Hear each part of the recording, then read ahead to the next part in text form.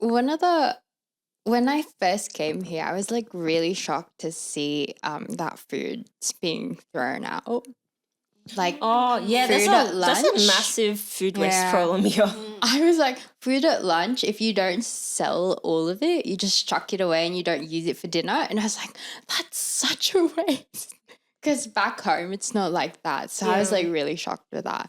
And then like I would go to the like going to the groceries. I had fun because like I saw a lot of like sales. It was like, I was like, oh, this one's 50% off and it's rice. So I'm like, that never happened back home. And I'm like, Really? buy everything. Yeah. Oh, wow. So if you go to groceries, it's like mostly never, because they're kind of like necessities. So they're mostly never on sale. And then here it's like, oh, it's on sale. I'm going to buy a lot. And then like next week it's different.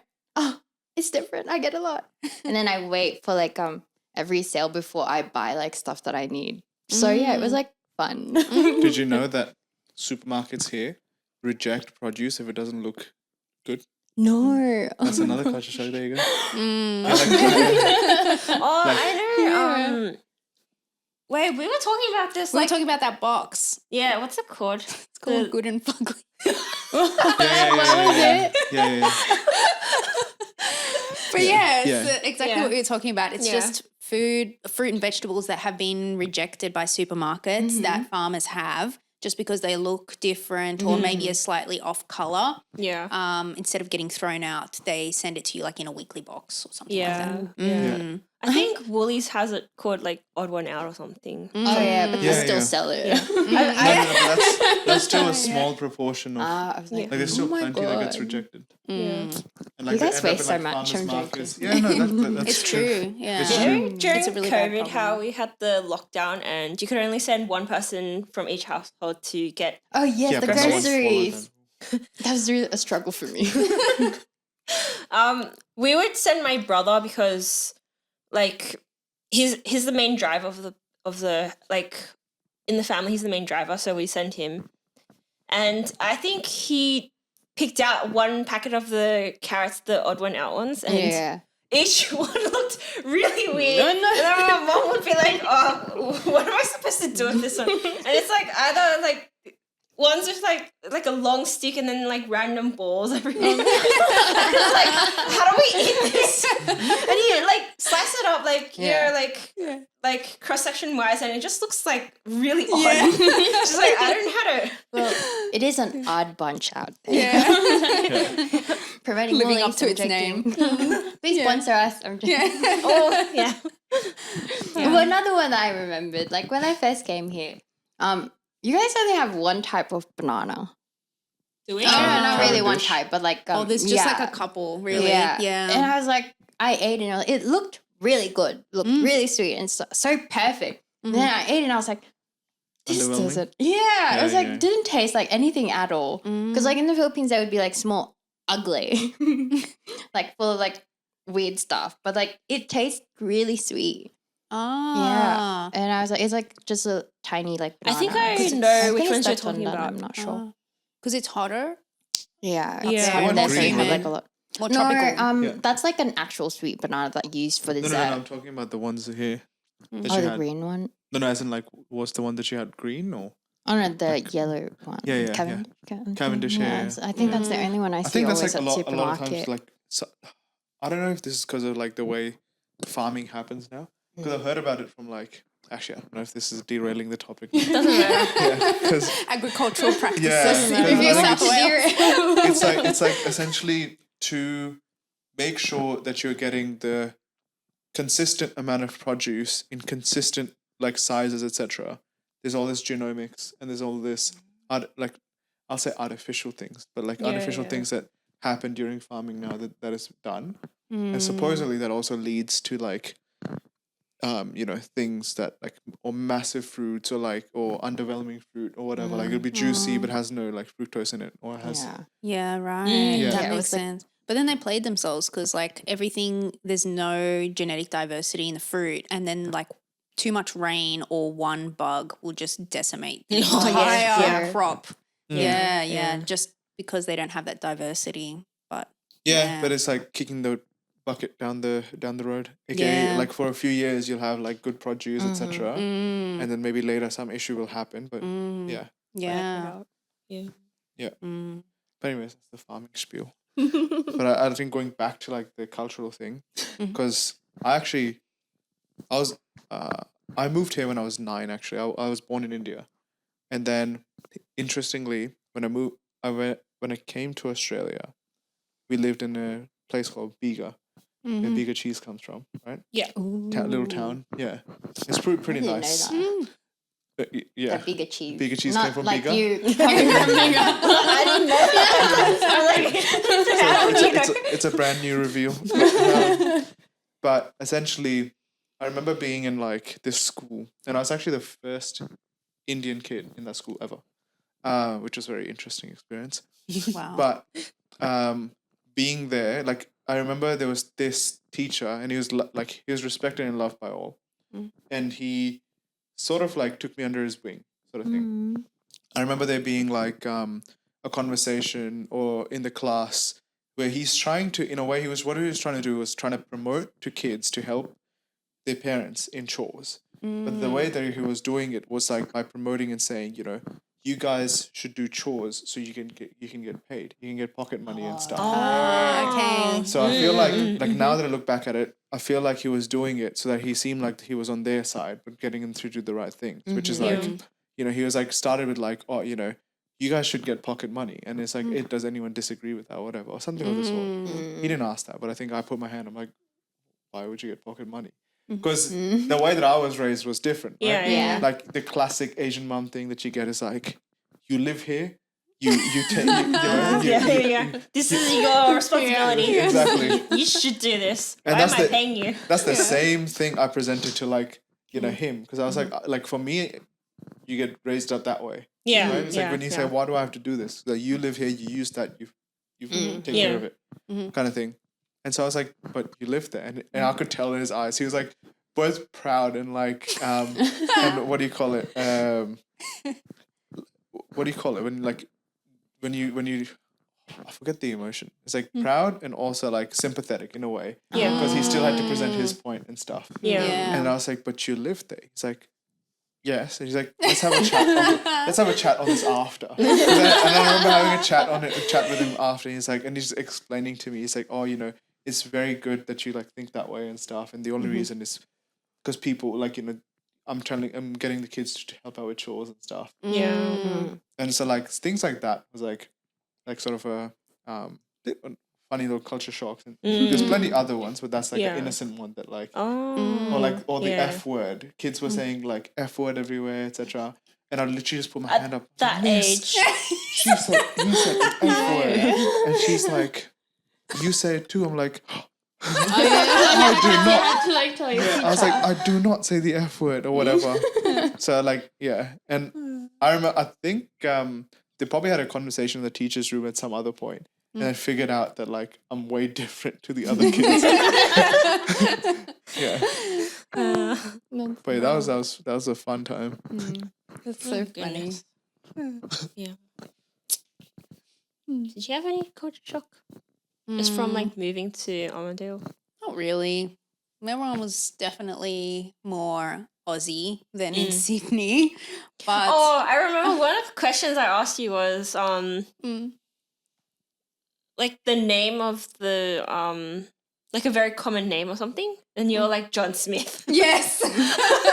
Yeah, there's like a million John Smiths. Everyone's white. And actually, yeah, I hadn't experienced this before in Sydney because I look quite white. Like, okay, obviously I don't have blonde hair, but I don't think I look very like un-Australian or anything like that. My skin's quite fair, that sort of thing. And I have like an Aussie accent.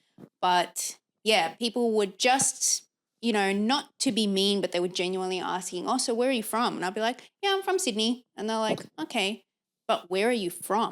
Like, I was like, I don't know what you're asking me.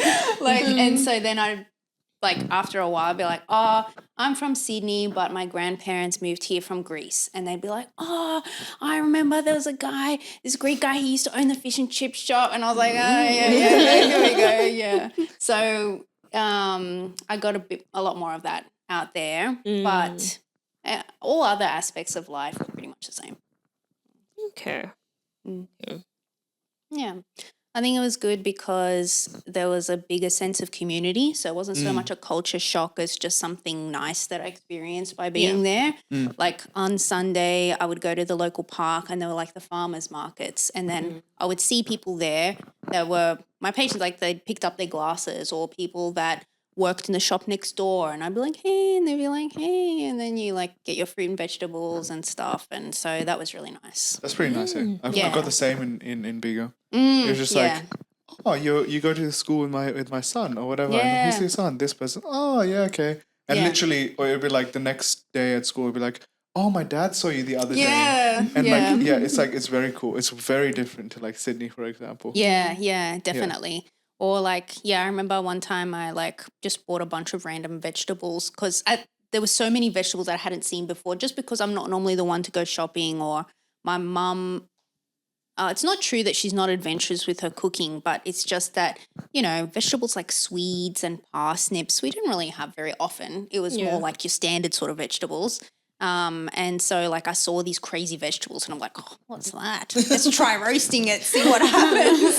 And so like, buy them, and then they'd be like, oh, I just picked that one fresh this morning. And I'd be like, oh, cool. And then like, 3 days later they'd like show up and I'd like have forgotten their face and they're like, how was your sweet? And I'm like, what?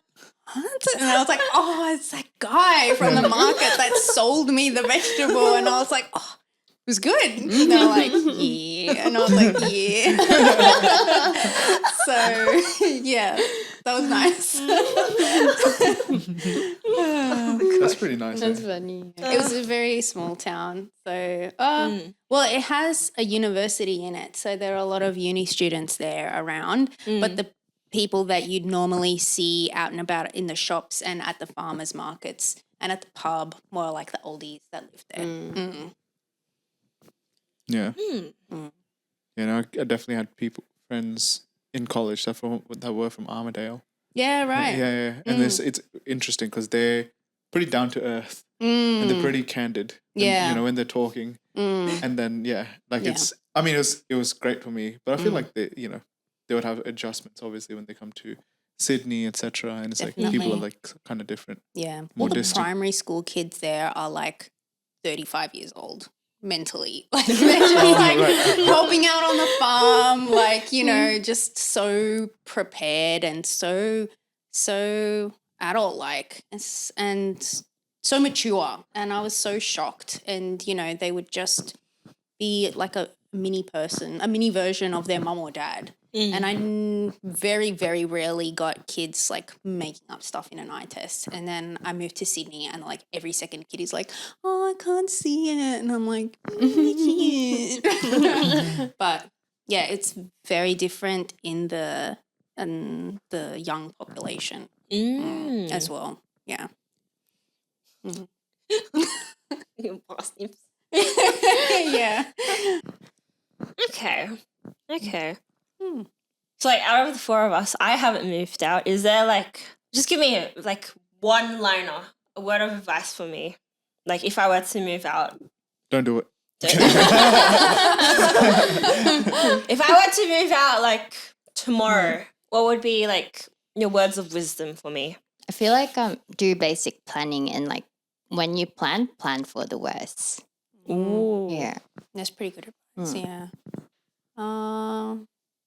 What would you say?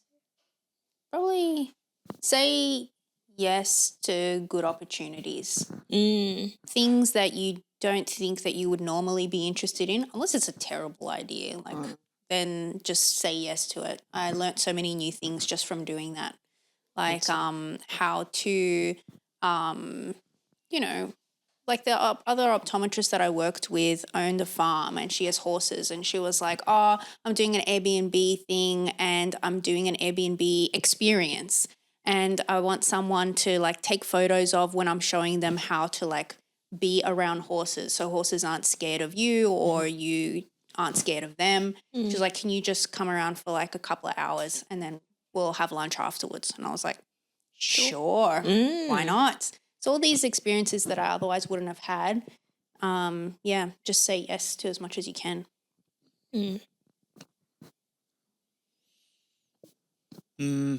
Back in the Vietnam War. Yeah. Back in the Vietnam War, we used to call it. I think what sort of not triggered, but like what started this thought pattern was saying good experiences, because there's going to be, you're not going to know what's a good experience, and you're not going to know, like, so at some point. I mean, there's going to be a lot of times, depends on your situations and circumstances. There's going to be a lot of times when you're lost. I think sort of expecting that and knowing that it's sort of fine and believing that it'll make sense. Because I think especially when you move out, or like moving out is one part, but obviously when you become independent in a way, right? Like, which I'm not saying you're not, but I'm just saying working on it in general, right? There's going to be points where no one has an answer for you for certain things. And you just got to know that, okay, what's the best approach I know for this at this point? And then just go follow that. And I think at those points, things can be sort of uncertain. And you might judge it like, you might think that, I'm not even sure if this is going to work out. Should I keep going, etc. But don't look at it as a wasted effort. Look at it as you're gaining like knowledge as to, okay, that didn't work, or that wasn't right, or other things. Yep. And that typically helps learn a lot more about yourself. Because I think like the biggest thing moving out, because I moved out relatively young, and one of the difficult things was to look at people that hadn't moved out and their successes in a way, right? Because like, let's say if you haven't moved out, you're doing great, right? Because you still have those same situations that you move through high school and everything else. So you still have those same systems that will allow you to perform in uni. But then if you move out, then this to me, it was completely different. Because like you have to answer more things. You have to answer your social, you have to answer your emotional, you have to answer where your food's coming from, and all those things. And then get yourself to still study and work with yourself to sort of do that. So those kind of things, that's going to happen for you. Like that may happen for you at work and stuff as well. Yeah. But the main point is, which I'm losing it, but the main point is that it'll get you to discover yourself a lot more when you have to answer questions for yourself, and not have input from anywhere else, and or stick to whatever direction you're picking.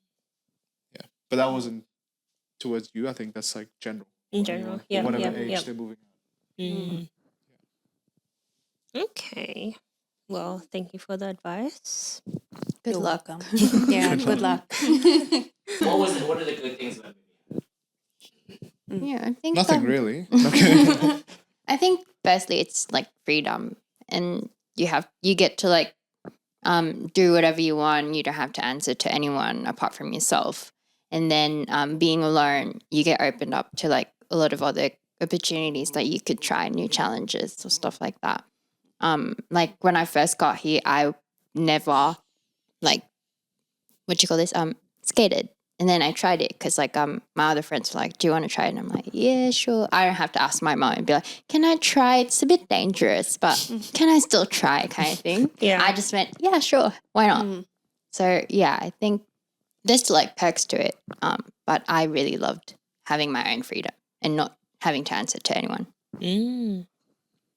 Yeah, I completely agree with that. Having my own freedom and being able to do whatever I wanted, whatever time of day or night, and as well as moving out was the time that I got my first car. And so I was like, it was like 8 or 9 o'clock at night. And I was like, I feel like a burger. I'm just going to go out and get a burger. Oh, isn't that nice? There's no one to tell me, oh, it's too late or something like that. You can just do whatever you want, whenever you want.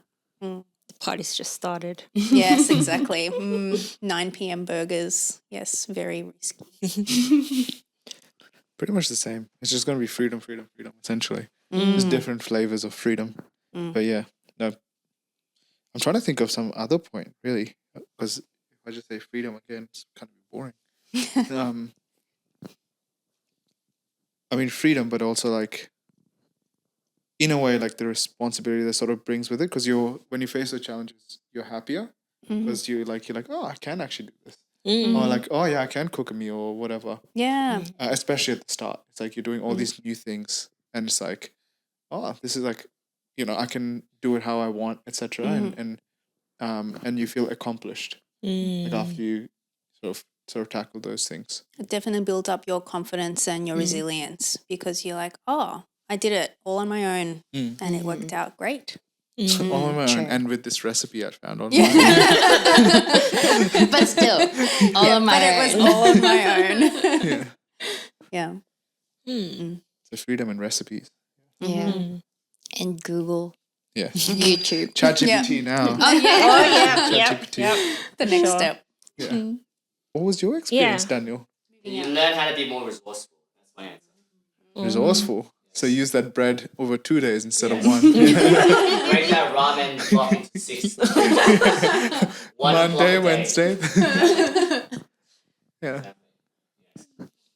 Very resourceful. 1 spoon for like 6 people. Ew. Yeah. Whenever Daniel has gatherings. Even more resourceful is buy something for dinner where you don't even need utensils. Yeah. Oh, Big good point. Just stuff with bread. clever. Yes. We're having pizza for dinner. soup. There's not going to be plain Caesar. It's just going to be out of the box, knowing Daniel. Even better. Okay, well, I guess this pretty much sums it up. Hope you guys enjoy the content, and we will see you next time. Bye. Bye.